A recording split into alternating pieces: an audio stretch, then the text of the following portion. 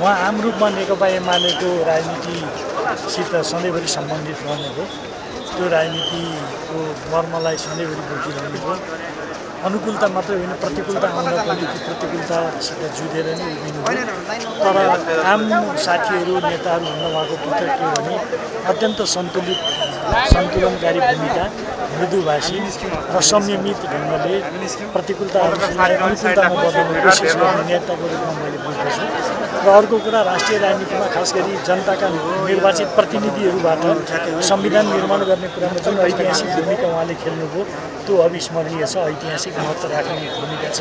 त्यसलाई हामी कहिले पनि बिर्सन सक्दैनौँ। होइन, त्यस्तो पनि होइन। तपाईँले जुन अहिले एउटा संवेदनशील क्षणमा उभिएर जुन तपाईँले जिज्ञासा राख्न खोज्दै हुनुहुन्छ, यथार्थमा त्यस्तो होइन।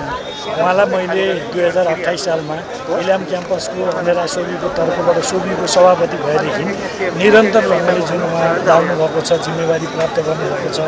उहाँ राष्ट्रिय सभाको सदस्य हुनुभयो दुईचोटि, त्यसपछि सभामुख हुनुभयो, संविधान सभाको अध्यक्ष हुनुभयो, संसदीय दलको नेता हुनुभयो, अहिले नेकपा एमालेको उपाध्यक्ष पनि हुनुहुन्थ्यो। त्यसकारणले उहाँलाई पार्टीभित्र पनि त्यही ढङ्गले एउटा सम्मानका साथ हेरिन्थ्यो, बुझिन्थ्यो।